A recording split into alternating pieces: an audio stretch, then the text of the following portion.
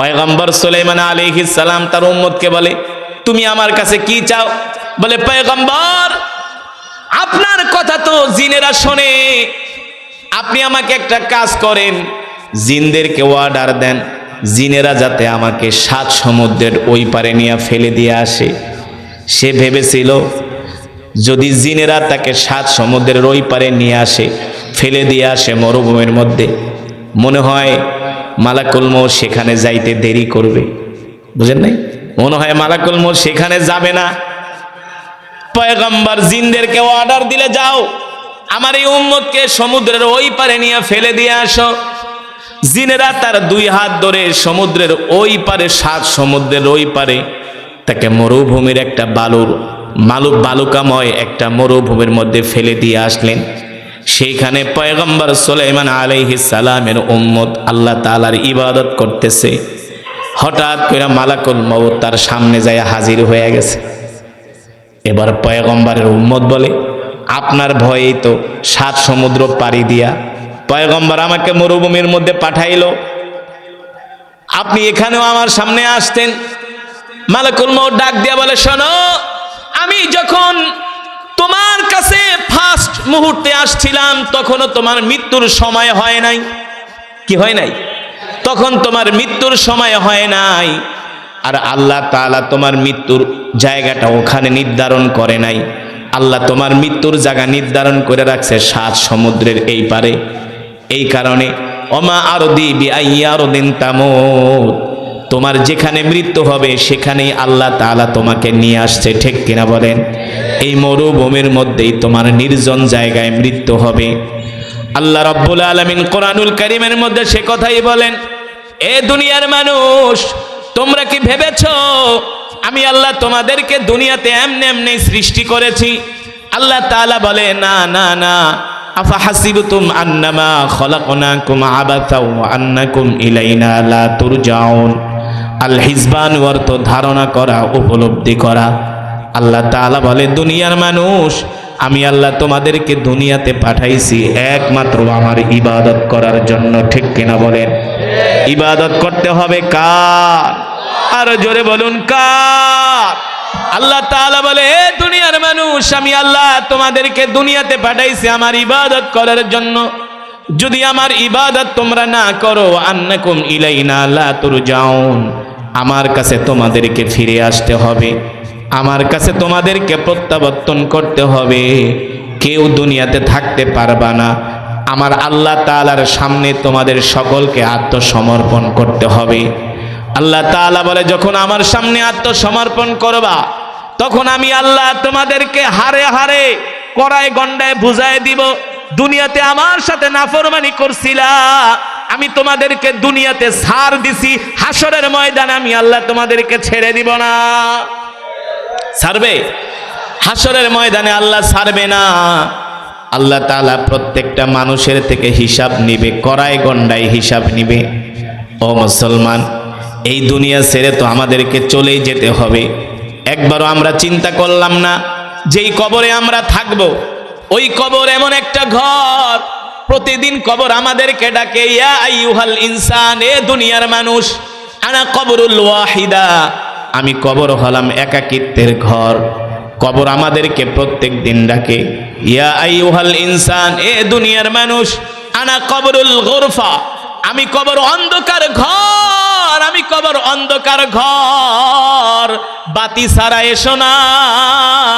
কবর ডাক দিয়া বলে, আল কবরুত তুরাব, আমি কবর মাটির ঘর, বিছানা ছাড়া এসো না। ঠিক কিনা বলেন?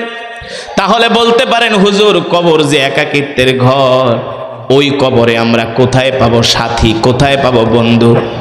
দোস্ত বুজুর্গ, আল্লাহ রসুল বলতেছেন, ইদা বুদি আল মাইয়িতু ফি কবরিহি জা আল কুরআনু ইনদা রাসিহি।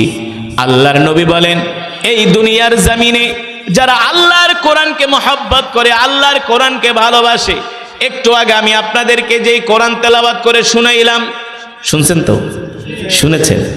আমি কোরআন পড়েছি, আপনারা যদি হৃদয় দিয়ে শুনে থাকেন, ভালোবাসা নিয়ে মহব্বতের সাথে শুনে থাকেন, আমি কোরআন পড়েছি, এক একটা হরফের বিনিময়ে আল্লাহ তাআলা আমাদের আমল নামায় কমপক্ষে 10টি করে নেকি দান করেছেন। কয়টা করে নেকি? 10টি করে আল্লাহ তাআলা নেকি দান করেছেন। আমি যদি 10,000 শব্দ তেলাওয়াত করি, 10,000কে 10 দিয়া গুণ দেন, কত হয়? 1 লাখ। আমি যদি 20,000 শব্দ তেলাওয়াত করি, 20,000কে 10 দিয়া গুণ দেন, কয় হয়? 2 লাখ। শুধু এখানেই শেষ নয়, আমি এমন একটা সূরা তেলাওয়াত করেছি, হাদিস শরীফে আসছে, এই সূরা যদি কেউ মাগরিবের পরে, ফজরের পরে তেলাওয়াত করে, তার জন্য 70,000 ফেরেশতা মাগরিব থেকে ফজর পর্যন্ত দোয়া করতে থাকে। এমন একটা সূরা আমি তেলাওয়াত করেছি। এই মাহফিলে যারা উপস্থিত হয়েছেন, আমি সূরাতুল ইখলাস 3 বার পড়েছি। কয়বার? জোরে বলেন কয়বার? হাদিস শরীফে আসছে, সূরাতুল ইখলাস যদি কেউ 3 বার পড়ে, আল্লাহ তাআলা তার আমল নামায় পূর্ণ 1 খতম কোরআনুল কারীমের সওয়াব দান করে। আজকের মাহফিলে আসার কারণে আমরা এক একজনে এক এক খতম করে কোরআনুল কারীমের সওয়াব পেয়েছি। আল্লাহু আকবার। জোরে বলেন আল্লাহু আকবার। ও মুসলমান, আল্লাহর নবী সেটাই বলেন। কবর ডাক দিয়া বলতেছেন, ইয়া আইয়ুহাল ইনসান, এ দুনিয়ার মানুষ, আনা কবরুল ওয়াহিদা, আমি কবর একাকিত্বের ঘর, সঙ্গী ছাড়া কবরে এসো না, সঙ্গী ছাড়া কবরে তোমাদেরকে কেউ পাহারা দিতে পারবে না, ঠিক কিনা বলেন? তাহলে বলতে পারেন, হুজুর ওই কবরে আমরা কোথায় সঙ্গী পাবো? কে আমাদের সাথে কবরে যাবে? কোনো বন্ধু বান্ধব, কোনো আত্মীয় স্বজন তো আমাদের সাথে কবরে যেতে পারবে না, কারো যাওয়ার কবরে ক্ষমতা নাই।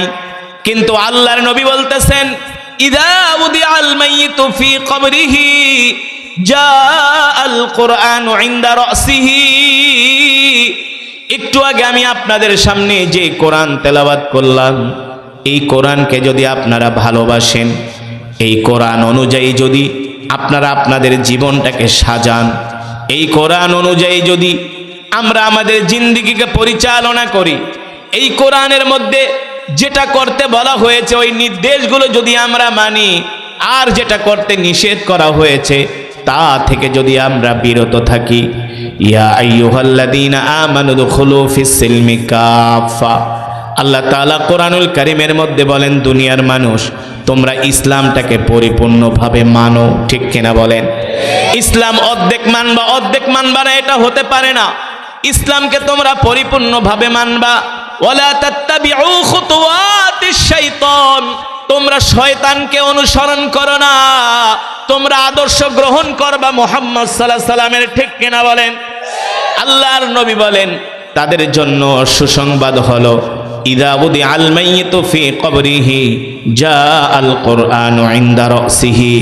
যখন মানুষ মারা যাবে, ওই মানুষটা যদি আল্লাহর কোরআনকে ভালোবাসে, আল্লাহর কোরআনকে মহব্বত করে, আল্লাহর কোরআন অনুযায়ী তার জিন্দেগিকে পরিচালনা করে, ওই মানুষটা ইন্তেকালের সাথে সাথে যখন তাকে কবরের মধ্যে শোয়ানো হবে, আল্লাহর কোরআন কবরের মধ্যে তার মাথার সামনে যে দাঁড়িয়ে যাবে। আল্লাহর কোরআন তার মাথার সামনে যে দাঁড়িয়ে যাবে, তার অন্ধকার কবরটাকে আলোকিত করবে। এই কোরআন তার কবরটাকে আলোকিত করবে। তাকে কবরে শোয়ানোর পরে 2 জন ফেরেশতা আসবে। কয়জন? জোরে বলেন কয়জন? 3টা প্রশ্নের উত্তর না দিয়া কেউ 1 কদম সামনে আগাতে পারবে না। 3 জন ফেরেশতা কবরে আসবে। 2 জন ফেরেশতা কবরে আইসা তাকে 3টা প্রশ্ন করবে, মার রব্বুকা ওয়া মান দীনুকা ওয়া মান নাবিয়ুকা।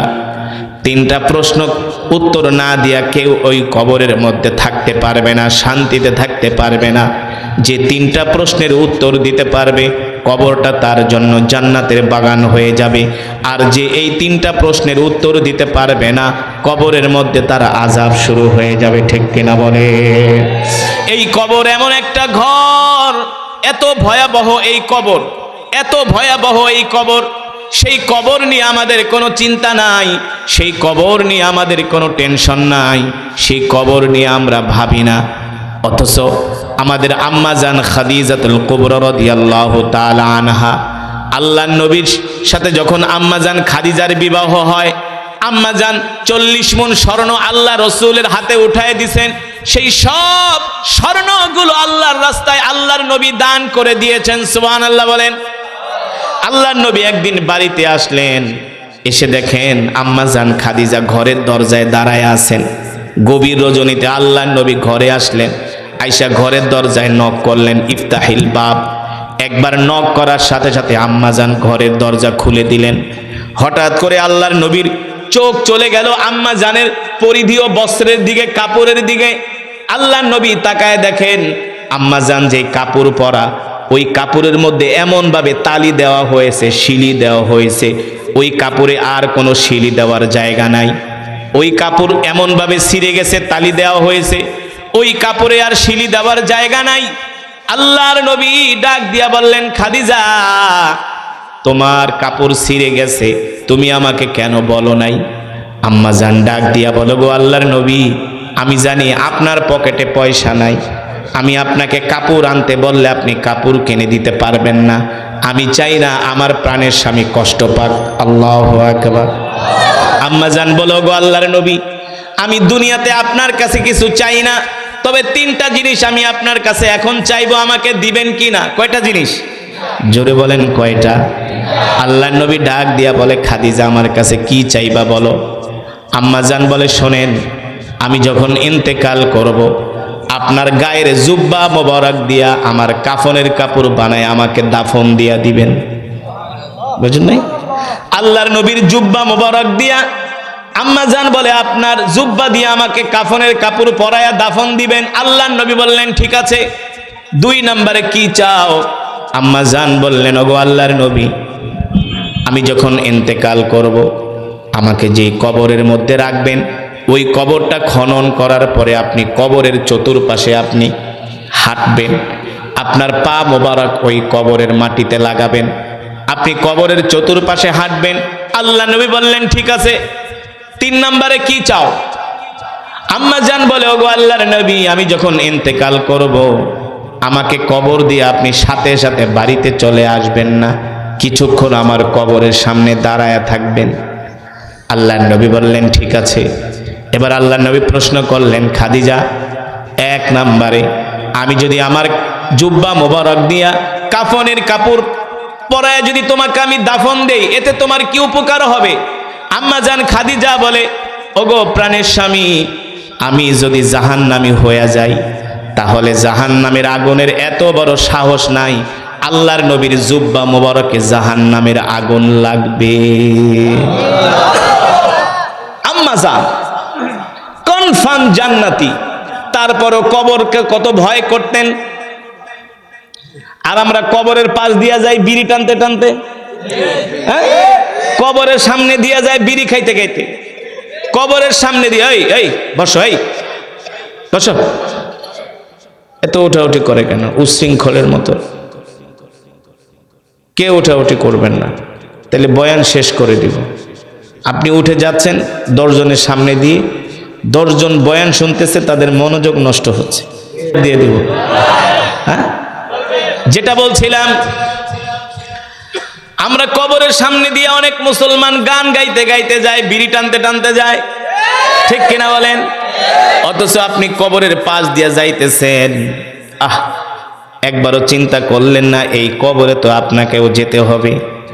আপনার তো উচিত ছিল কবরের সামনে দাঁড়ায়া কবরবাসীকে সালাম দেওয়া, আসসালামু আলাইকা ইয়া আহলাল কবর, আসসালামু আলাইকা ইয়া আহলাদ দিয়ার। আপনার উচিত ছিল কবরের সামনে দাঁড়ায়া একবার সূরাতুল ফাতিহা, 3 বার সূরা ইখলাস পড়ে দুরূদ শরীফ পড়ে কবরবাসীর জন্য দোয়া করা, ঠিক কিনা বলেন? এই কবরেই তো আপনাকে আসতে হবে। আম্মা জান বলো, গো আল্লাহর নবী, আমি যদি জাহান্নামী হয়ে যাই, তাহলে আমাকে যদি জাহান্নামের আগুনে দেওয়া হয়, ওই জাহান্নামের আগুনের এত বড় সাহস নাই, আল্লাহর নবীর জুব্বা মোবারকে জাহান্নামের আগুন লাগবে। আল্লাহ নবী বললেন, দ্বিতীয়ত খাদিজা, আমি তোমার কবরের চতুর্পাশে কেন হাঁটবো? আম্মা জান বলে, গো আল্লাহর নবী, যদি আমার আমল নামা খারাপ হয়, তাহলে তো কবর এক পাশের মাটি আর এক পাশের মাটিতে এসে চাপ দিবে, ঠিক কিনা বলেন? আল্লাহর নবীর পা মোবারক যদি কবরের মাটির চতুর্পাশে লাগে, ওই মাটির এত বড় সাহস নাই, আল্লাহর নবীর পা মোবারক ভেদ করে এক পাশের মাটি আর এক পাশে এসে খাদিজাকে চাপা দিবে, ঠিক কিনা বলেন? এই কারণে আপনি আমার কবরের চতুর্পাশে হাঁটবেন। আল্লাহ নবী বললেন, খাদিজা 3 নম্বরে আমি তোমাকে দাফন দিয়া কেন কবরের সামনে দাঁড়ায় থাকবো? আম্মা জান খাদিজা বলো, গো আল্লাহর নবী, 3 নম্বরে আমাকে কবরে রাখার পরে যখন 2 জন ফেরেশতা আসবে, আপনি আমার কবরের 3টা প্রশ্নের উত্তর দিয়ে দিবেন। জোরে বলেন সুবহানাল্লাহ। ঠিক আম্মা জান খাদিজা রাদিয়াল্লাহু তাআলা আনহা ইন্তেকাল করলেন। আল্লাহর নবী কাছে যেমন ভাবে আবদার করেছিলেন, আল্লাহর নবী আম্মা জানের সব কথাগুলো সেইভাবেই পালন করলেন। আল্লাহু আকবার। আম্মা জানকে দাফন দিয়া আল্লাহর নবী দাফন করার জন্য যখন কবরে নামলেন, আম্মা জানের মাথা মোবারক কেবলার দিকে ফিরায়, কিন্তু কেবলার দিকে মাথা মোবারক থাকে না, বারবার আসমানের দিকে তার মাথা মোবারক ঘুরে যায়। 3 বার ঘোরালেন, 3 বারেই ঘুরে যায়। আল্লাহ নবী টেনশনে পড়ে গেলেন, হায় রে, আমার খাদিজার মাথা কেন কেবলার দিকে থাকে না, আসমানের দিকে ঘুরে যায়। 3 বার ঘুরে যাওয়ার পরে আল্লাহ নবী টেনশনে পড়ে গেলেন। আল্লাহ তাআলা জিবরাইলকে বললেন, ও জিবরাইল, যাও আমার হাবিবকে যায় বলে দিয়ে আসো, দুনিয়ার সবার মাথা যদি কেবলার দিকে থাকে, আমার খাদিজার মাথা কেবলার দিকে থাকবে না, আমার খাদিজার মাথা থাকবে আসমানের দিকে। কারণ আমার খাদিজা দ্বীনের জন্য এত কষ্ট করেছে, এত কোরবানি করেছে, ত্যাগ স্বীকার করেছে। আমার হাবিবের দ্বীনের দাওয়াতের সহযোগী ছিল আমার খাদিজা। আমার খাদিজার এই কষ্ট, এই ত্যাগ, এই কোরবানি আমার আল্লাহর কাছে ভালো লেগেছে। আল্লাহু আকবার। স্বয়ং আমি আল্লাহ রাব্বুল আলামিন আরশে আজিম থেকে আমি আমার খাদিজার চেহারাটা দেখব। আল্লাহু আকবার। আমার খাদিজা যেইভাবে আছে কেবলার দিকে না, আমার খাদিজার মাথা চেহারা থাকবে আসমানের দিকে। আল্লাহু আকবার। 3য় নম্বরে আল্লাহর নবী আম্মা জানকে কবরের ভিতরে দাফন করায় আল্লাহর নবী কবরের সামনে দাঁড়ায় দাঁড়ায় কান্না করতেছে। কখন 2 জন ফেরেশতা আসবে প্রশ্ন করার জন্য, আল্লাহর নবী দাঁড়ায় দাঁড়ায় প্রিয়তমা স্ত্রীর জন্য কান্না করতেছেন। কারণ আম্মা জান খাদিজা ছিলেন আরবের সবচেয়ে ধনাঢ্য ব্যবসায়ী মানুষ। আম্মা জান খাদিজা আল্লাহ রসুলকে নিজে প্রস্তাব দিয়ে বিবাহ করেছেন। তার যত সম্পদ ছিল, এত সম্পদ আরবের কারোই ছিল না, বুঝেন নাই? একদিন আবু জেহেলের সাথে আম্মা জানের খাদিজার দেখা হয়ে গেছে রাস্তায়। আম্মা জান আবু জেহেলের ডাক দিছে, এই আবু জেহেল এদিকে আসো, তুমি নাকি আমার স্বামী মুহাম্মদ সাল্লাল্লাহু আলাইহি সাল্লামকে তুমি নাকি বৎসনা করো, তুমি নাকি নবী মানতে চাও না। আবু জেহেল বলে, খাদিজা তুমি বলো, মুহাম্মদের চেয়ে সম্পদশালী কত মানুষ আরবে আছে, তাদেরকে আল্লাহ নবী না বানায় মুহাম্মদকে, গরিব মানুষটাকে কেন নবী বানাইলো? বলেন নাউজুবিল্লাহ। আম্মা জান খাদিজা বলে, এ আবু জেহেল, মুখ সামলায় কথা বলো, আমার চেয়ে কি আরবের কারো সম্পদ বেশি আছে নাকি? বলে, না খাদিজা, কি বলো, আপনার চেয়ে আরবে কারো সম্পদ বেশি নাই। আম্মা জান খাদিজা বলে, আজকে থেকে আমার সব সম্পদগুলো আল্লাহর নবীকে দান করে আল্লাহর নবীকে দিয়া দিলাম। তার মানে আল্লাহর নবী হলেন এখন সবচেয়ে বড় ধনাঢ্য মানুষ, ঠিক কিনা বলেন? এখন তো নবীকে, তোমাদের নবী মানতে কোনো সমস্যা নাই, ঠিক কিনা বলেন? আল্লাহ রসুলের পাশে আম্মা জান খাদিজা এমন ভাবে লেগেছিলেন, আল্লাহ নবী দিনের দাওয়াত দিতে যেতেন, আম্মা জান খাদিজা রাত্রবেলা না ঘুমায়া দরজার সামনে ট্যাক লাগায় দাঁড়ায় থাকতেন। আল্লাহু আকবার। আল্লাহ নবী আয়েশা বলতেন, খাদিজা এত রাত্র হয়েছে তুমি ঘুমাও নাই, দাঁড়ায় আসো। আম্মা জান বলতো, গো প্রাণের স্বামী, আমি জানি আপনি দিনের দাওয়াত দিতে গেছেন, মক্কার সব হলো আপনার শত্রু, সব হলো আপনার শত্রু। মক্কার কাফেরেরা আপনার উপর অত্যাচার করে, নির্যাতন করে, জুলুম করে, আমি আমার প্রাণের স্বামীকে বাইরে রাইখা ঘুমাইতে পারি না। আল্লাহু আকবার। আম্মা জান খাদিজা এত ভালোবাসতেন আল্লাহর নবীকে, এত ভালোবাসতেন, এত ভালোবাসতেন।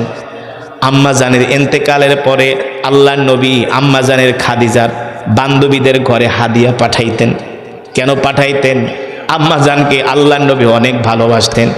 অথচ আম্মা জানের বয়স ছিল 40, আল্লাহর নবীর বয়স ছিল 25। আম্মা জানকে আল্লাহ রসুল এত ভালোবাসতেন, এত ভালোবাসতেন। আল্লাহু আকবার।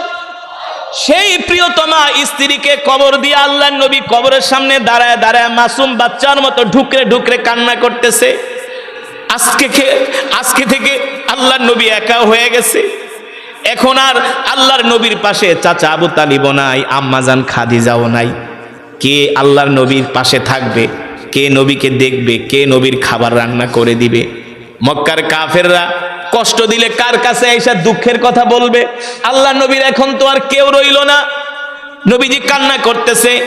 আল্লাহ তাআলা জিবরাইলকে পাঠাই দিয়েছে, এ জিবরাইল যাও যাও আমার হাবিবকে যে বলো আমার হাবিব কান্না করে কেন।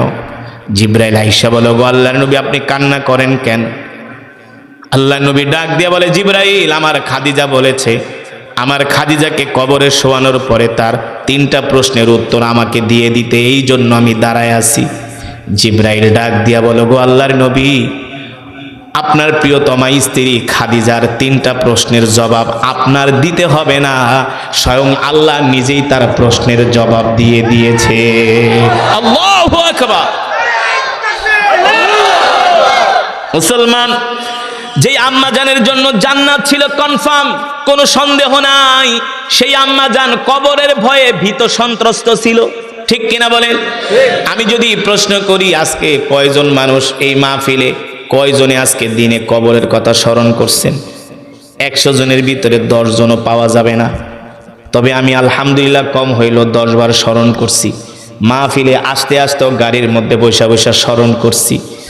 এই মাটির দেহ মাটিতে থাকবে, ঠিক কিনা বলেন? এই দুনিয়া ছেড়ে চলে যেতে হবে। এই দামি জামা কাপড় নিয়ে কবরে নেওয়া যাবে না। শীতের কত মোটা কাপড় পরেছি, মারা গেলে কেউ একটা কম্বলও দিবে না, সাদা একটা কাফনের কাপড় পরায় দাফন দিয়া দিবে, ঠিক কিনা বলেন? এই কারণে কবর ডাক দিয়া বলে, আনা কবরুল ওয়াহিদা, আমি কবর একাকিত্বের ঘর, এ সঙ্গী ছাড়া কবরে এসো না। সাহাবায়ে কেরাম প্রশ্ন করলেন, ওগো আল্লাহর নবী আমরা কবরের সঙ্গী কোথায় পাবো? আল্লাহর নবী বললেন, ইদা উদি আল মাইয়িতু ফি কবরিহি জা আল কুরআনু ইনদা রাসিহি, যারা দুনিয়ার জমিনে আল্লাহর কোরআনকে ভালোবাসবে, আল্লাহর কোরআনকে মহব্বত করবে, আল্লাহর কোরআন অনুযায়ী চলবে, যারা সকাল সন্ধ্যা কোরআন পড়বে, কোরআন পড়ে কোনো গুনাহ করবে না, কোরআন পড়ে আল্লাহর সাথে নাফরমানি করবে না, 5 ওয়াক্ত নামাজ পড়বে, ফরজ বিধানগুলো মেনে চলবে, নফলগুলো আদায় করবে, আল্লাহ তাআলার প্রত্যেকটা হুকুম পুঙ্খানুপুঙ্খানুভাবে মানবে, ওই ব্যক্তি যখন ইন্তেকাল করবে, তাকে যখন কবরের মধ্যে শোয়ানো হবে, যখন তার কবরের উপরে বাঁশের চাটাই দেয়া হবে, আস্তে আস্তে কইরা কবরটা অন্ধকার হয়ে যাবে। ওই সময় লোকটা এতটা অসহায় হয়ে যাবে, এত অসহায় সে জীবনে কোনোদিন হয় নাই, এত একাকিত্ব সে জীবনে কোনোদিন হয় নাই। তখন ওই কবর অন্ধকার কবরের মধ্যে আল্লাহর কোরআন তার মাথার সামনে যেয়ে দাঁড়িয়ে যাবে। আর জোরে বলেন সুবহানাল্লাহ। আল্লাহর কোরআন তার মাথার সামনে দাঁড়ায় কবরটা আলোকিত হবে। এই যে প্যান্ডেলের মধ্যে যদি কোনো লাইট না থাকে, কারো চেহারা কেউ দেখবেন?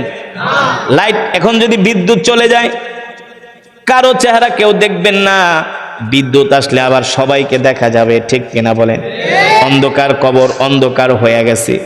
ওই কবরে যিনি শুয়ে আছেন তিনি ভয়ে ভীত সন্ত্রস্ত হয়ে গেছেন।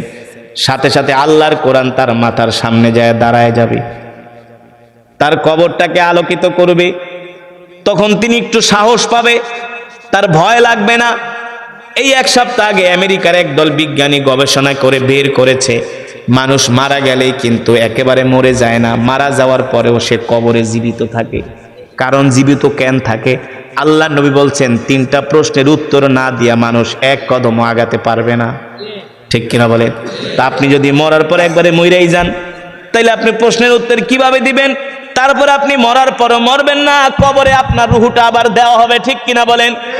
আপনার প্রশ্নের উত্তরগুলো দেওয়ার জন্য ফেরেশতা তার কবরের মধ্যে আসবে, আয়েশা তাকে উঠাবে, ওঠো ওঠো প্রশ্নের উত্তর দাও। আল্লাহর কোরআন তার মাথার সামনে দাঁড়ায় ফেরেশতাদেরকে বলবে, মিনাইনা জিতা, কোত্থেকে আসছো? বলে জিনা মিনাল আরশ, আমরা আরশ থেকে আসছি। কেন আসছো? কেন আসছো? আল্লাহ আমাদেরকে পাঠাইছে তার প্রশ্ন করার জন্য। কিসের প্রশ্ন? বলে কবরে 3টা প্রশ্ন আছে, এই 3টা প্রশ্নের উত্তর না দিয়া কেউ কবরে শান্তিতে থাকতে পারবে না। যদি 3টা প্রশ্নের উত্তর ভালো হয় তার কবরটা আমরা তার জন্য নিরাপদ করে দিব। আল্লাহর কোরআন বলবে তার কবর তো নিরাপদ হয়েই গেছে, দেখো না তার কবরটা আলোকিত হয়ে আছে। সুবহানাল্লাহ বলেন। এবার ফেরেশতারা বলবে ঠিক আছে আমরা তাকে 3টা প্রশ্ন করি। আল্লাহর কোরআন বলবে না, উখরুজ মিনাল কবর, কবর থেকে বের হও। ফেরেশতারা বলবে কেন? আল্লাহ আমাদেরকে পাঠাইছে প্রশ্ন করার জন্য। আল্লাহর কোরআন বলবে না না না, আমার বন্ধুকে কোনো প্রশ্ন করা যাবে না। সুবহানাল্লাহ বলেন। ইযা উদিআল মাইয়িতু ফি কবরিহি জাআল কুরআনু ইনদা রাসিহি, তার আলোকিত কবর দেখে ফেরেশতারা কিছুটা অনুমান করবে যে তিনি আল্লাহর পেয়ারা বান্দা। এবার এক পর্যায়ে ফেরেশতারা তাকে প্রশ্ন করতে চাইবে, আল্লাহর কোরআন বলবে না, আমার বন্ধুকে ডিস্টার্ব করো না, সে দুনিয়াতে অনেক কষ্ট করছে, সে ঠান্ডা পানি দিয়ে ওযু করে তাহাজ্জুদের মধ্যে কোরআন পড়ছে, কোনোদিন ফজরের নামাজ ছাড়ে নাই, এশারের নামাজ ছাড়ে নাই, আল্লাহর কোরআনের জন্য সে জীবন দিছে, আল্লাহর কোরআনের জন্য রক্ত দিছে, আল্লাহর জমিনে আল্লাহর কোরআনের রাজ কায়েম করার জন্য তার জান মাল কোরবানি করছে, ঠিক কিনা বলেন? ঘুরে ঘুরে দ্বীনের দাওয়াত দিছে, কালেমার দাওয়াত দিছে, কোরআনের কথা বলতে যায় কত মাইর খাইছে, কোরআন থেকে সে এক চুল পরিমাণ দূরে সরে যায় নাই। আজকে আমি তাকে কবরের মধ্যে নিরাপত্তা দিব। সুবহানাল্লাহ বলেন। এক পর্যায়ে কোরআনের সাথে ফেরেশতাদের সাথে ঝগড়া লেগে যাবে। শেষ পর্যায়ে ফেরেশতারা যখন প্রশ্ন করতে চাইবে, আল্লাহর কোরআন দিবে না, তখন ফেরেশতারা প্রশ্ন করবে আচ্ছা আপনি আপনার পরিচয় দেন, আমরা কবর থেকে চলে যাই। আল্লাহর কোরআন ডাক দিয়া বলবে শোনো, তোমরা আল্লাহর বিশেষ বাহিনী ফেরেশতা, আমি জানি তোমাদের পাওয়ার আছে, ক্ষমতা আছে, কিন্তু আমার চাইতে তোমাদের পাওয়ার বেশি না। তোমরা হলা আল্লাহর বিশেষ বাহিনী ফেরেশতা, আল্লাহর গোলাম, আর আমি হলাম স্বয়ং আল্লাহর জবানের কালাম। জোরে বলেন সুবহানাল্লাহ। আল্লাহর জবানের কালামের দাম বেশি নাকি ফেরেশতাদের পাওয়ার বেশি? জোরে বলেন, জোরে বলেন। আল্লাহর কালামের পাওয়ার বেশি, ঠিক কিনা বলেন? তখন ফেরেশতারা চলে যাবে তার কবর থেকে, আল্লাহ তাআলা হাসরের মাঠ কায়েম করবে। আল্লাহর কোরআন তাকে ধইরা ধইরা মিজানের পাল্লার কাছে নিবে। দুইজন ফেরেশতা মিজানের পাল্লার কাছে দাঁড়ায়া আল্লাহর কোরআনকে দেখার পরে বলবে যাও, তোমার নেকি মিজানের পাল্লায় দেওয়ার প্রয়োজন নাই, কারণ তোমার সাথে তো আল্লাহর কোরআন আছে। সুবহানাল্লাহ বলেন।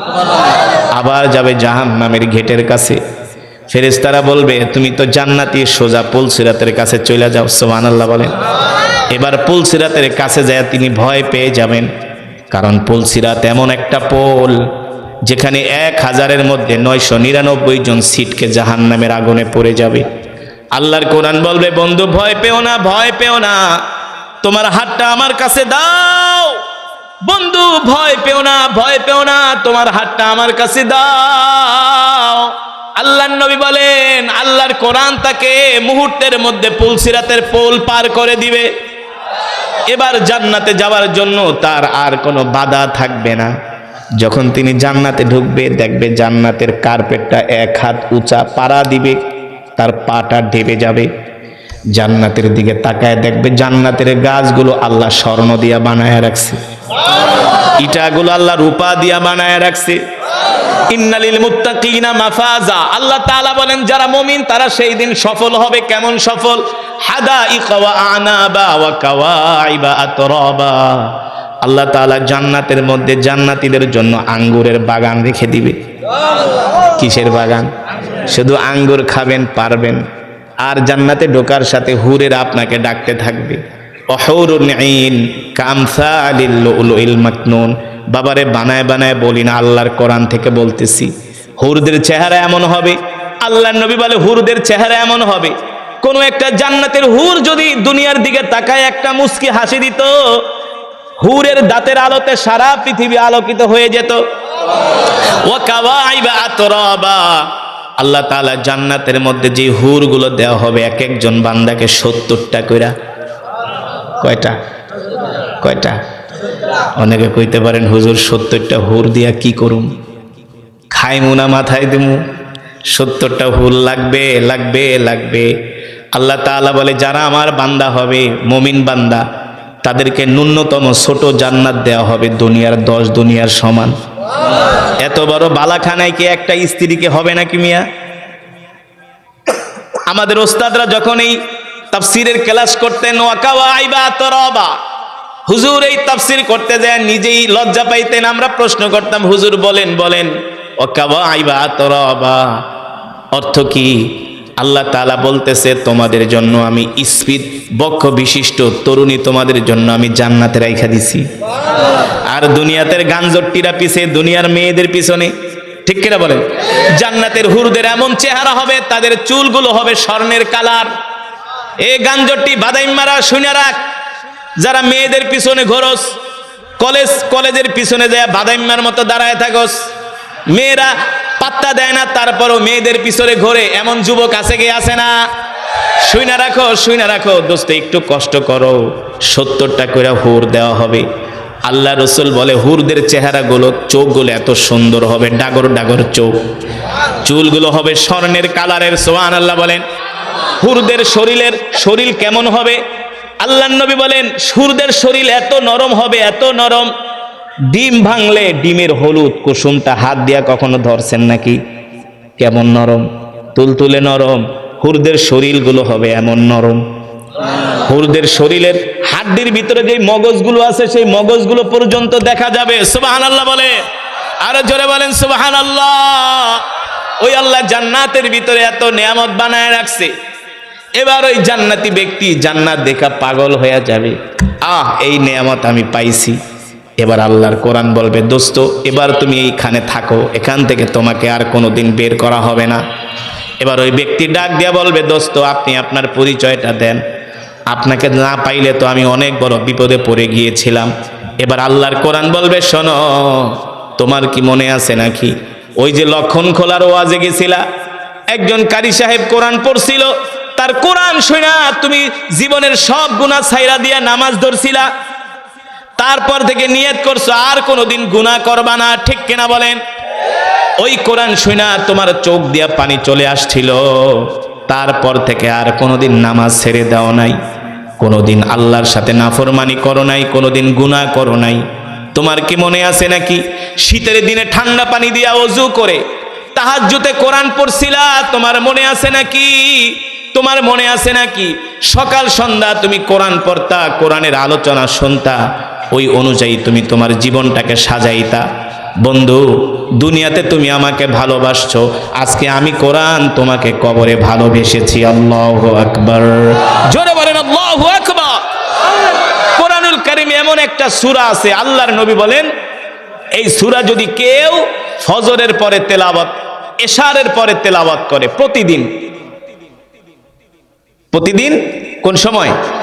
এশারের নামাজের পরে যদি তেলাওয়াত করে, ইন্তেকালের সাথে সাথে আল্লাহ তাকে জান্নাতে পৌঁছে দিবেন। এই সূরার নাম হলো সূরাতুল মুলক। নাম কি? এই সূরা বলে আল্লাহ যদি তোমাকে জান্নাত না দেয় আমি আল্লাহর সাথে ঝগড়া করব। তবে সূরাতুল মুলক পড়বেন, কিন্তু নামাজ পড়ার দরকার নাই। নাকি নাকি বাংলাদেশের মুসলমানদের সমস্যাই হলো নামাজ, আর কিছু না, আর কিচ্ছু না। ওয়াজও শোনে মাশাআল্লাহ, আবার মসজিদেও জুমার দিনে আসে, সবই ঠিক আছে, কিন্তু নিয়মিত নামাজি আমাদেরকে 5 ওয়াক্ত নামাজ পড়তে হবে। রাজি আছেন? কে কে রাজি আছেন? হাত উঠে আল্লাহকে দেখান। লিল্লাহি তাকবীর, বলেন আল্লাহ, আরো জোরে বলুন আল্লাহ। ওয়াদা করলাম আর কোনোদিন নামাজ ছেড়ে দিব না। আল্লাহ আমাদের কবুল করে নেন।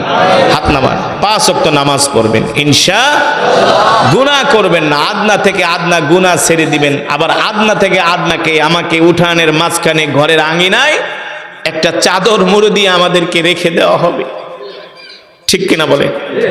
যুবক তুমি ভেবেছো তোমার বয়স 70 হবে, 80 হবে, তোমার চুল পাকবে, দাড়ি পাকবে, তারপরে তুমি মারা যাবা। না, এখন ইয়াং ছেলেরা বেশি স্টক করে মারা যাচ্ছে, ঠিক কিনা বলেন? এর মূল কারণ হলো সমাজের ভিতরে গুনাহ বেড়ে গেছে, নাফরমানি বেড়ে গেছে, জিনা ব্যভিচার বেড়ে গিয়েছে, ঠিক কিনা বলেন? এই পৃথিবীতে আমাদের 1 সেকেন্ডেরও কোনো ভরসা। কেউ আমাদেরকে গ্যারান্টি দিতে পারবে না তুমি আরো 20 বছর বাঁচবা, 50 বছর বাঁচবা। পারবে? জোরে বলুন, পারবে? আল্লাহ রাব্বুল আলামিন সে কথাই কোরআনুল কারীমের মধ্যে বলছেন, কুল্লু নাফসিন যায়িকাতুল মাউত ওয়া ইন্নামা তুওয়াফাউনা উজুরাকুম ইয়াওমাল কিয়ামাহ ফামান যুহজিহা আনিন নারি ওয়া উদখিলাল জান্নাতা ফাকাদ ফাজ ওয়া মাল হায়াতুদ দুনিয়া ইল্লা মাতাউল গুরুর ওয়া মাল হায়াতুদ দুনিয়া ইল্লা মাতাউল গুরুর। আল্লাহ রাব্বুল আলামিন বলেন, নবী দুনিয়ার মানুষদেরকে বলে দেন, এ দুনিয়ার মানুষ, তোমাদের প্রত্যেককেই মরতে হবে, সকলকেই মৃত্যুর স্বাদ গ্রহণ করতে হবে। ঠিক কিনা বলেন? কত রাজা বাদশাহ, কত আমির ফকির আসলো দুনিয়াতে, কেউ দুনিয়াতে নাই। কথা না? যাদের চোখের ইশারায় বিচারের রায় পাল্টে যেত, তারাও আজকে দুনিয়াতে নাই। এত ক্ষমতাধর ব্যক্তি যারা রাস্তা দিয়ে হাঁটলে থরথর করে মানুষগুলো ভয়ে কাঁপতো, আজকে তাদের কবরের উপরে গরু আর ছাগলে ঘাস খায়। ঠিক কিনা বলেন? আল্লাহ তাআলা সে কথাই বলছেন, মিনহা খলাকনাকুম ওয়া ফিহা নুঈদুকুম ওয়া মিনহা নুখরিজুকুম তারাতান উখরা। আল্লাহ তাআলা বলে, এ মানুষ, আমি আল্লাহ তোমাদেরকে মাটি দিয়া সৃষ্টি করেছি, আবার মাটিতেই তোমাদেরকে ফিরে যেতে হবে। ঠিক কিনা বলেন?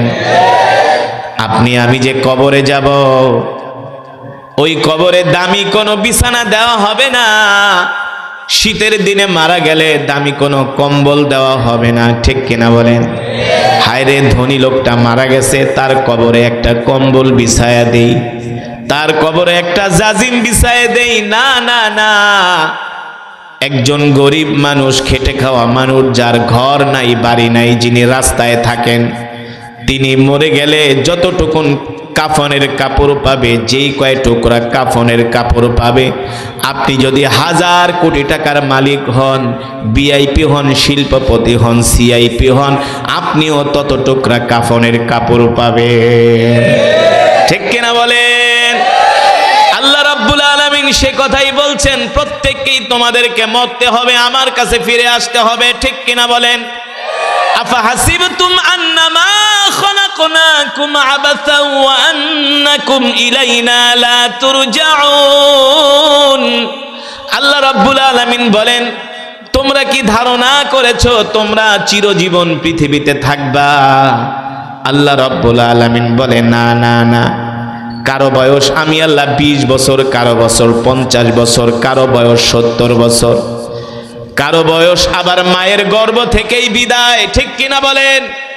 দুনিয়ার আলো বাতাস দেখতে পারে নাই, কেবলমাত্র মায়ের গর্ভ থেকে ভূমিষ্ঠ হইয়া চোখ দুইটা খুলছে। আল্লাহ বলেন, ওই সময় আমি তাকে দুনিয়া থেকে নিয়ে গেছি। তোমরা দুনিয়াতে কে কয়দিন বাঁচবা তোমরা কেউ বলতে পারো না। সব কিছুর হায়াত মউতের মালিক হলাম আমি আল্লাহ। ঠিক কিনা বলেন? ও মুসলমান, আপনাকে আমাকে আল্লাহ তাআলা দুনিয়াতে পাঠানোর 50,000 বছর আগে আপনার আমার হায়াতের জিন্দেগি আল্লাহ নির্ধারণ করে রেখেছেন। কত হাজার বছর আগে? এই পৃথিবী সৃষ্টি করার 50,000 বছর আগে, আপনাকে আমাকে সৃষ্টি করার 50,000 বছর আগে আল্লাহ তাআলা আপনি আমি কতদিন বাঁচবো দুনিয়াতে সব কিছু আল্লাহ তাআলা নির্ধারণ করে দিয়েছেন। ঠিক কিনা বলেন? কোরআনুল কারীমের 29 পারায় একটা সূরা আছে, সূরার নাম হলো সূরাতুল কলাম। নাম কি? আরো জোরে বলুন, নাম কি? সূরাতুল কলাম। আল্লাহ তাআলা বলেন, নুন ওয়াল কলামি ওয়া মা ইয়াসতুরুন। এই কলম দিয়ে আল্লাহ তাআলা আপনার আমার ভাগ্যলিপি লিখেছেন। আপনি আমি কতদিন বাঁচবো, আপনি আমি কতটুকুন রিজিক খাবো, আপনার আমার কয়টা সন্তান হবে, কোন জায়গায় আমরা বিবাহ করব, কোন দিন কত তারিখে মারা যাব, সব কিছু আল্লাহ তাআলা আপনাকে আমাকে সৃষ্টি করার 50,000 বছর পূর্বে আল্লাহ নির্ধারণ করছে। সুতরাং এত লাফালাফি করে কোনো লাভ নাই। ঠিক কিনা বলেন? আল্লাহ তাআলা বলে, এ মাটির মানুষ, কি নিয়ে তোরা তোদের রবের সাথে গর্ব করস? আমি আল্লাহ তো তোদেরকে দুর্বল করে সৃষ্টি করেছি। কেমন দুর্বল, কেমন দুর্বল দেখেন। আল্লাহ তাআলা কোরআনুল কারীমের মধ্যে বলেন, ওয়ামা তাদরি নাফসুম মাযা তাকসিবু গাদা। মানুষ কত দুর্বল, কত নিরুপায়, মানুষ কত অসহায়। আল্লাহ তাআলা বলে, এ বান্দা, তোরা যে আমার হুকুম মানস না, তোরা যে নামাজ পড়স না, রোজা রাখস না, সারাদিন শুধু গাঞ্জার পোটলা লইয়া পয়রা থাকস, কথা কয় না? নদীর পারে বৈশা বৈশা গাঞ্জা বানাও আর গাঞ্জা খাও, গাঞ্জটিরা, কথা কন আছে কি আছে না? গাঞ্জা খায় আর নিজেকে অনেক বড় মহারাজা মনে করে, ফেন্সিডিল খায় আর নিজেকে অনেক বড় নেতা মনে করে, মদ খায় আর নিজেকে অনেক বড় শক্তিশালী মনে করে, ঠিক কিনা বলেন? আল্লাহ তাআলা বলে, একটাও বাঁচবি না, একটাও টিকতে পারবি না, ঠিক কিনা বলেন? ওয়ামা তাদরি নাফসুম মাযা তাকসিবু গাদা। আল্লাহ তাআলা বলে, মানুষ তুমি কত দুর্বল, কত অসহায়, তোমার হাতে কিচ্ছু নাই। আল্লাহ তাআলা বলে, যদি পারো বলো মানুষ, তোমরা আগামীকাল কি খাবা? কে বলতেছেন? আল্লাহ তাআলা বলে, ওয়ামা তাদরি নাফসুম মাযা তাকসিবু গাদা। মানুষ জানে না আগামীকাল সে কি খাবে। জানেন কে? আরো জোরে বলেন, জানেন কে? আপনি প্ল্যান করে রাখছেন আগামীকাল আপনি গরুর গোশত খাবেন না? বাজারে গেছেন, কচি গরু জবাই দিয়েছে, 2 কেজি গোশত কিনছেন, সিনার হাড্ডি দেখা নাকি? বাসায় আইসা বলেন, গোশতটা ভালো করে রান্না করো, আগামীকাল দুপুরবেলা, শীতের দিন, ডাল দিয়া, টমেটো দিয়া, ধনিয়া পাতা দিয়া ডাল রান্না করবা না? ফুলকপি বাঁধাকপি ভাজি করবা, মজা করে গরুর গোশত দিয়া খাবো। আপনি আমি প্ল্যান করতেছি গরুর গোশত খাবার, রাত্রবেলা ঘুমায় গেছেন, হঠাৎ করে একটা কোমরের রক টান খাইছে, ঠিক কিনা বলেন? হঠাৎ করে একটা কোমরের রক টান খাইছে। আপনি গরুর গোশত খাইবেন তো দূরের কথা, এখন বিছনা থেকে উঠাইতে আপনাকে 6 জন লাগে। হ্যাঁ, অ্যাম্বুলেন্স ডাক দিছে, এলাকার ডাক্তার এসে কয়ে লাভ নাই, বাঁচাইতে চাইলে তাড়াতাড়ি করে ঢাকা মেডিকেল, কথা কয় না? অ্যাম্বুলেন্স আপনার বাড়ির দরজায় আপনাকে নিয়ে গেছে ঢাকা মেডিকেলে। আপনি প্ল্যান করেছিলেন গরুর গোশত দিয়া ভাত খাবেন। আল্লাহ তাআলা বলে, মানুষ জানে না, ওয়ামা তাদরি নাফসুম মাযা তাকসিবু গাদা। মানুষ জানে না আগামীকাল সে কি খাবে। আপনি প্ল্যান করেছিলেন গরুর গোশত খাবেন, কিন্তু আপনার কপালে ঢাকা মেডিকেলের হসপিটালের বেডে শুয়া আপনাকে রুটি কলা খাওয়ানো হচ্ছে। বাস্তব নাকি অবাস্তব? রুটি কলা। একটু সামনে আগান, একটু সামনে আগান, আগে আগে বসে। আল্লাহ রাব্বুল আলামিন পরবর্তী আয়াতে কি বলেন? ওমা আরদি বিআইয়ি আরদিন তামুত। মানুষ জানে না কোন জমিনে তার মৃত্যু হবে। জানেন কে? আরো জোরে বলেন, জানেন কে? এখন যদি হাজী সাহেবরে জিজ্ঞেস করি, হাজী সাহেব আপনি বলেন আপনার কোন জায়গায় মৃত্যু হইলে আপনার কাছে ভালো লাগবে? সে বলবে হুজুর মক্কা মদিনায়, অথবা আমার মায়ের বাবার ভিটাতে। না, আল্লাহ তাআলা কোরআনুল কারীমের মধ্যে বলছেন, ইয়া আইয়াতুহান নাফসুল মুতমাইন্না ইরজিই ইলা রাব্বিকি রাদিয়াতাম মারদিয়া ফাদখুলি ফি ইবাদি ওয়াদখুলি জান্নাতি। যারা নেককার হবে, যারা আল্লাহওয়ালা হবে, যারা 5 ওয়াক্ত নামাজ পড়বে, আল্লাহর হুকুম মানবে, যেই দিন তাদের মৃত্যুর দিন হবে, আল্লাহ তাআলা মালাকুল মউত ফেরেশতাকে ডাক দিয়া বলবে, হে মালাকুল মউত ফেরেশতা, এই যে আমার বান্দার আজকে মৃত্যুর দিন, সাবধান সাবধান, আমার বান্দার জান কবজ করবি যাতে আমার বান্দা কষ্ট না পায়। আল্লাহ তাআলা আপনি বলেন কিভাবে আমি আপনার প্রিয় বান্দার জান কবজ করব? আল্লাহ তাআলা বলে, জান্নাত থেকে একটা জান্নাতের সাদা রুমাল নিয়ে যাবা। কি রুমাল? জান্নাত থেকে একটা শুভ্র রুমাল নিয়ে যাবা, জান্নাত থেকে জান্নাতের খুশবু নিয়ে যাবা, আমার বান্দার থুতনির সামনে রুমাল ধরবা, আর রুমালের মধ্যে জান্নাতের খুশবু লাগায় দিবা। মানুষ খুশবু লাগাইলে কি করে? নাক দিয়া ঘেরান নেয়, কি ঠিক কিনা বলেন? নাক দিয়া ঘেরান নিলে চোখ দুইটা বন্ধ হয় কি হয় না? হয় না? আতরের ঘেরান নিলে আতরের সুবাসে চোখ দুইটা বন্ধ হয়ে যায়। যারা জান্নাতি, যারা মুমিন, যারা আল্লাহওয়ালা, যারা কোনোদিন আল্লাহ তাআলার সাথে নাফরমানি করে নাই, ওই সমস্ত মানুষগুলোর থুতনির কাছে মালাকুল মউত আজরাইল সাদা একটা রুমাল ধরবে, আর জান্নাতের খুশবুর ঘেরান পাওয়ার সাথে সাথে একটা টান মেরা সে ঘুমায় যাবে। ওই ঘুমের ঘরে মালাকুল মউত তার রূহটা নিয়ে যাবে, সে টেরও পাবে না। জোরে বলেন সুবহানাল্লাহ। এই কারণেই তো আব্দুল্লাহ ইবনুল মুবারক রাহমাতুল্লাহি আলাইহির যখন ইন্তেকালের সময় হয়ে গেছে, আব্দুল্লাহ ইবনুল মুবারক রাহমাতুল্লাহি আলাই মুস্কি মুস্কি হাসতেছে। মৃত্যুর সময় কি করতেছে? মুস্কি মুস্কি হাসতেছে। 3 দিন পরে তার ছেলে স্বপ্নে দেখলো। স্বপ্নের মধ্যে জিজ্ঞেস করলেন, বুজুর্গ পিতা, দেখলাম আপনি মৃত্যুর সময় মুস্কি মুস্কি হাসতেছেন, কারণ কি? কারণ কি? আব্দুল্লাহ ইবনুল মুবারক বলে, বাবা আমার সন্তান শোনো, আমি দুনিয়াতে কোনোদিন আল্লাহর হুকুম ছেড়ে দেই নাই, কোনোদিন আমি নামাজ ছেড়ে দেই নাই, তাহাজ্জুদ ছেড়ে দেই নাই, নফল ইবাদত ছেড়ে দেই নাই, আমি কোনোদিন আদনা থেকে আদনা গুনাহ করি নাই। এই কারণে ইন্তেকালের সময় আল্লাহ তাআলা আমার চোখের সামনে জান্নাতের দরজাটা খুলে দিয়েছে। আমি আমার চোখ দিয়া জান্নাতের নিয়ামতগুলা দেখতেছি। বলো ওই সময় কি আমি হাসবো নাকি কাঁদবো? জোরে বলেন। আব্দুল্লাহ ইবনুল মুবারক রাহমাতুল্লাহি আলাইহি বলেন, ওই সময় আমি জান্নাতের নিয়ামত দেখে হাসতেছি। আমার বৎস, আমার ছেলে, আমার বংশধরদেরকে বলে দিও, আমার আত্মীয় স্বজনদেরকে বলে দিও, তারা যাতে আল্লাহর হুকুম ছেড়ে না দেয়। অপরদিকে যারা বদকার হবে তাদের জান কবজ করার জন্য মালাকুল মউত লোহার রড নিয়ে আসবে। কি করবে? দেখবেন কিছু মানুষ ইন্তেকালের সময় চোখগুলো বড় বড় করে তাকায়, ঠিক কিনা বলেন? তার অবস্থা এমন খারাপ হয়ে যায়, মালাকুল মউতকে দেখার পরে সে ভীত সন্ত্রস্ত হয়ে যায়। আল্লাহর নবী বলেন, একজন বদকারের জান কবজ করার জন্য যখন মালাকুল মউত যায়, মালাকুল মউতকে দেখার পরে তার অবস্থা এমন খারাপ হয়ে যায়, তার এমন পানির পিপাসা লাগে, দুনিয়া সারা পৃথিবীর সমুদ্রের পানি যদি তাকে পান করানো হয় তারপরও তার পিপাসার স্বাদ মিটবে না, ঠিক কিনা বলেন?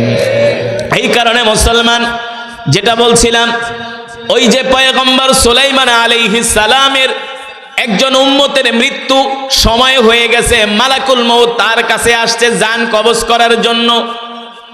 জান কবজ করার জন্য যখন তার কাছে আসছে, মালাকুল মউতকে দেখা সে ভয় পেয়ে গেছে।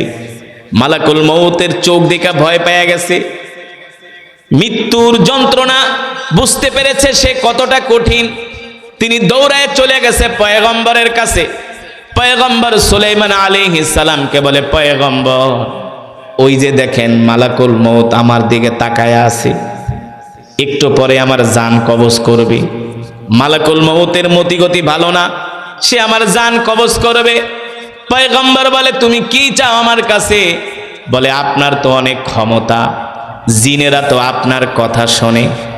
কি করে? জিনেরা তো আপনার কথা শোনে। পয়গম্বর সুলাইমান আলাইহিস সালাম ছিলেন তো একজন বাদশাহ। কি ছিলেন? তিনি একজন পয়গম্বর ছিলেন, তিনি ছিলেন বাদশাহ, মুলকের মালিক, রাজত্বের মালিক, যার সেনাবাহিনী ছিল জিন। জিনদেরকে তিনি যা নির্দেশ দিতেন জিনেরা তার ওয়ার্ডার মতো তাই করত। এমনকি সমুদ্রের অতল গহ্বর থেকে হীরা মণি মুক্তা পয়গম্বরের জন্য জিনেরা তুলে আনত। তিনি ছিলেন জিনদেরও বাদশাহ। কয়দিন থাকবা? কয় বেশি না। নিজের বাড়ি ছেড়ে অন্য কোথাও মজা লাগে না, নিজের বাড়ি ছেড়ে অন্য কোথাও ভালো লাগে না। কয়দিন থাকবা? কয় টাইনা টুনা 2 দিন। এই যে বাড়ি থেকে রওনা দিছে, এই রওনাই তার শেষ রওনা, আর কোনোদিন বাড়িতে ফিরে আসে নাই, ঠিক কিনা বলেন? এমন জায়গায় সফর হয়েছে, ওখানেই তার মৃত্যু হয়েছে, ঠিক কিনা বলেন? এমনও মানুষ আছে হজ করতে যায় আর কোনোদিন হজ থেকে ফিরে আসে না। এমনও মানুষ আছে বিমান অ্যাক্সিডেন্টে মারা গেছে, কোন জায়গায় তার লাশ সেটাও বলতে পারে না, ঠিক কিনা বলেন? আল্লাহ তাআলা সে কথাই বলেন, ওমা আরদি বিআইয়ি আরদিন তামুত, মানুষ জানে না কোন জমিনে তার মৃত্যু হবে, জানেন কে? আরো জোরে বলেন, জানেন কে?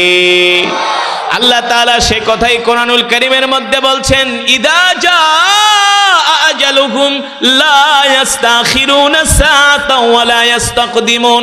আল্লাহ তাআলা বলে, এ দুনিয়ার মানুষ, আমি আল্লাহ তোমাদের হায়াতের জিন্দেগি কাউকে 70 বছর, কাউকে 80 বছর, কাউকে 90 বছর, কাউকে আমি 10 বছর, কাউকে আমি 5 বছর। কেউ মৃত্যুবরণ করে রাত 3টা 10 মিনিটে, করে কি করে না? কেউ মৃত্যুবরণ করে দুপুর 2টা 10 মিনিটে। আগে মনে মনে বলতাম, হায় রে, এমনও লোক আছে যারা দুপুরের ভাত নিয়ে বসছে, মাত্র 2 লোকমা খেয়েছে, আর খেতে পারে নাই। স্ত্রীকে বলে, আমার শরীরটা ভালো লাগে না, আমাকে একটু শোয়ায় দাও। স্ত্রী শোয়ায় দিছে, এই শোয়ানেই তার জীবনের শেষ শোয়ানো, ঠিক কিনা বলেন? আর কোনোদিন উঠা সে বসতে পারে নাই। আল্লাহ রব্বুল আলামিন বলে, আমি আল্লাহ প্রত্যেকটা মানুষের হায়াতের জিন্দেগির একটা নির্ধারিত সময় দিয়া দুনিয়াতে পাঠাইছি। এই সময়ের থেকে কেউ 1 মিনিট বেশিও বাঁচবে না, 1 মিনিট কমও বাঁচবে না, ঠিক কিনা বলেন? কিতাবের মধ্যে আসছে, পয়গম্বর সুলাইমান আলাইহিস সালামের একজন উম্মতের মৃত্যুর সময় মালাকুল মউত আসছে তার সামনে। কে আসছে?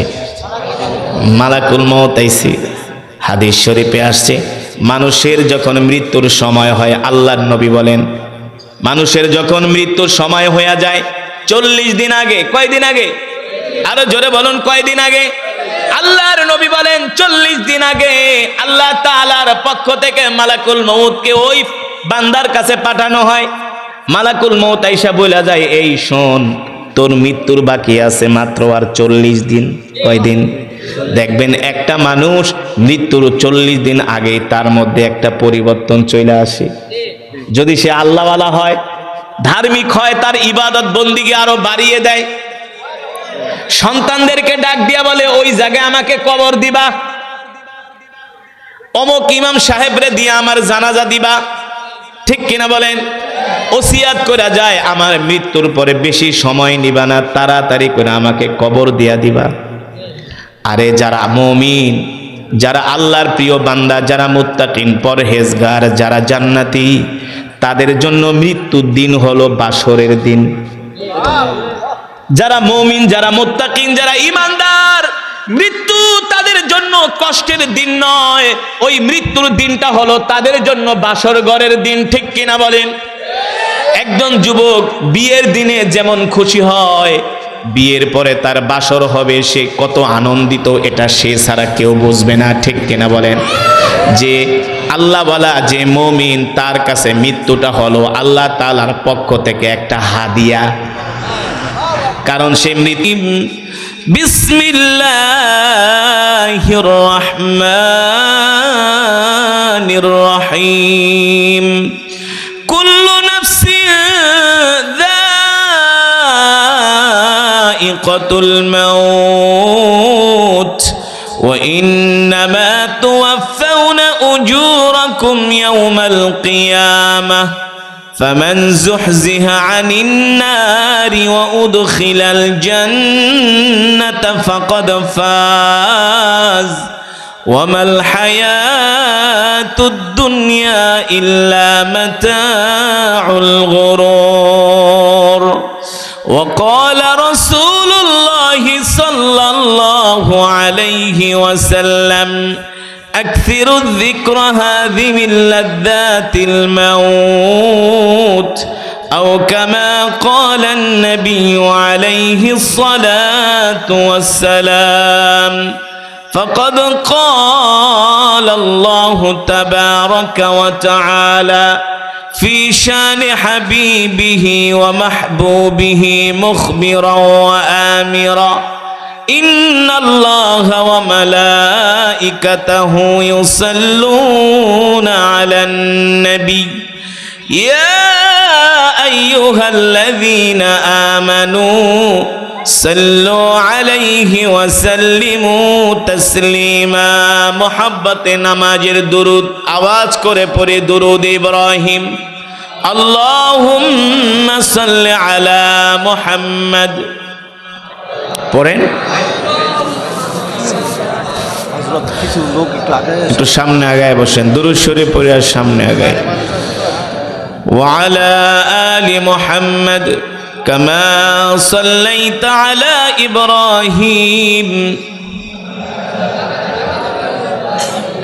إنك حميد مجيد। আরো আওয়াজ করে মোহব্বতে একবার দুরূদ শরীফ পড়লে আল্লাহ রাসূলের শানে আল্লাহ তাআলা সাথে সাথে 10টা গুনাহ মাফ করে দেয়। সুবহানাল্লাহ। কয়টা গুনাহ মাফ করে দেয়? 10টা। মান সাল্লা আলাইহি ওয়াহিদান সাল্লাল্লাহু আলাইহি ওয়াসাল্লাম আশারা। আল্লাহ রাসূল বলে, উম্মত তুমি আমার প্রতি একবার দুরূদ পড়বা, আল্লাহ তাআলা তোমার উপর 10 বার রহমত নাজিল করবে। কয়বার? 10 বার। জান্নাতে যাওয়ার জন্য আল্লাহ তাআলা 10 কদম পথ আগায় দিবে। শুধু এখানেই শেষ নয়, আমরা কি জান্নাতে নবীজির সাথে থাকতে চাই?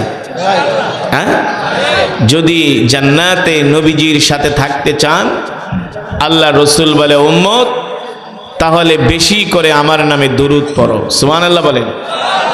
জান্নাতে আল্লাহ রাসূলের সাথে থাকতে হলে বেশি করে দুরূদ শরীফ পড়তে হবে, ঠিক কিনা বলেন? তাহলে আরেকবার আওয়াজ করে আল্লাহুম্মা বারিক আলা মুহাম্মদ পড়েন। ওয়া আলা আলি মুহাম্মদ কামা বারাকতা আলা ইব্রাহিম ওয়া আলা আলি ইব্রাহিম إنك حميد مجيد بلغ العلا بكماله حسنت جميع خصاله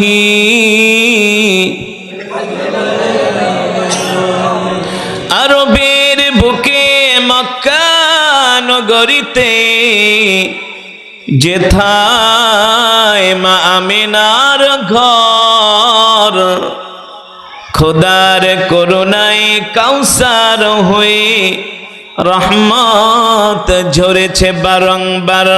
বালাগাল আলা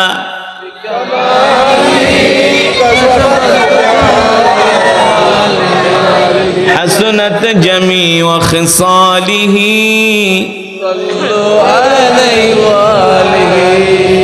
একটু জিকির করে লা ইলাহা ইল্লাল্লাহ, লা ইলাহা ইল্লাল্লাহ, লা ইলাহা ইল্লাল্লাহ, লা ইলাহা ইল্লাল্লাহ, লা ইলাহা ইল্লাল্লাহ,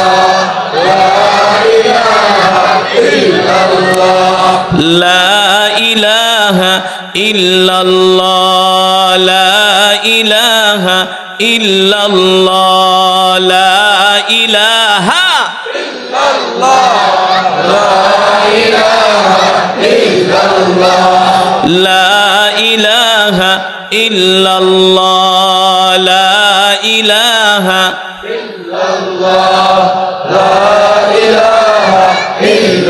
ইল্লাল্লাহ, লা ইলাহা ইল্লাল্লাহ, লা ইলাহা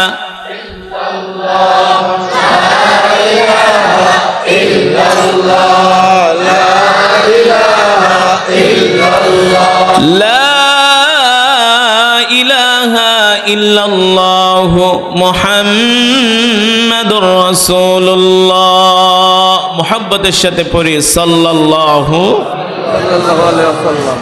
আলহামদুলিল্লাহ, সকলে বলে আলহামদুলিল্লাহ। উত্তর লক্ষণ খোলা তাফসীর কমিটির উদ্যোগে 8 দিন ব্যাপী ঐতিহাসিক 51তম, কততম? 51তম। আরেকবার আলহামদুলিল্লাহ পড়ে। 51 বছর ধরে অত্র এলাকায় মাহফিলটা হচ্ছে। এই মাহফিলের যারা প্রতিষ্ঠাতা ছিলেন একেবারে সেই 51 বছর আগে,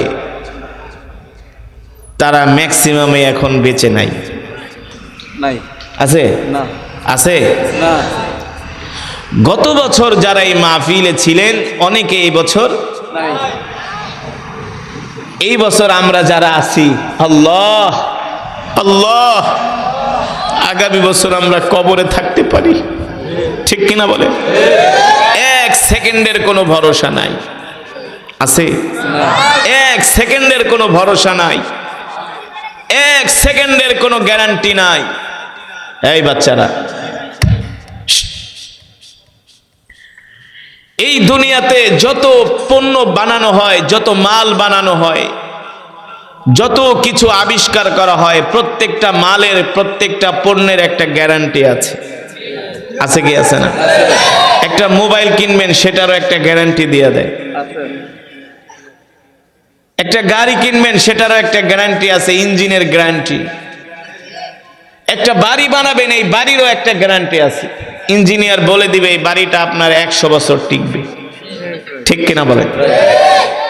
কিন্তু পৃথিবীর সবচেয়ে দামি, আল্লাহ তাআলার কাছে দামি, সম্মানী, যাদেরকে আল্লাহ তাআলা সম্মান করে সৃষ্টি করেছেন, দামি করে সৃষ্টি করেছেন, ওয়ালাকাদ কাররামনা বানি আদম, মাটি দিয়ে আল্লাহ তাআলা আশরাফুল মাখলুকাত, সৃষ্টির সেরা যে মানুষদেরকে আল্লাহ তাআলা সৃষ্টি করেছেন, এই মানুষদের এক সেকেন্ডের কোনো গ্যারান্টি নাই। এই যে আমি বয়ান করতেছি, এই চেয়ার থেকে উঠতে পারবো কিনা তারও গ্যারান্টি নাই, আছে? কত ওলামায়ে কেরাম বয়ান অবস্থায় স্টক করে মারা গিয়েছে, কত মসজিদের ইমাম নামাজ পড়ানো অবস্থায় মারা গিয়েছেন, কত রাজনৈতিক ব্যক্তিরা মঞ্চে উঠে শুধু নেতা নেত্রীর নাম বলতে দেরি, স্টক করে দুনিয়ার থেকে যেতে দেরি নাই। মৃত্যু আমাদের এত কাছাকাছি, এত কাছাকাছি। আপনি যখন মরে যাবেন, এই পৃথিবীর বাড়ি গাড়ি, টাকা পয়সা, অর্থবিত্ত কিছু নিতে পারবেন? আপনি যখন মরে যাবেন, সর্বপ্রথম আপনার নাম বিলুপ্ত হয়ে যাবে। কি বিলুপ্ত হয়ে যাবে? আপনি এখন মারা যান, মসজিদের মিনার থেকে আজান মাইকিন হবে, অমকের ছেলে অমক মারা গেছে। আপনার আত্মীয় স্বজন এসে জিজ্ঞেস করবে না জামাল উদ্দিন কামাল উদ্দিন কোথায়, বলবে তার লাশটা কোথায়, ডেড বডিটা কোথায়। আপনার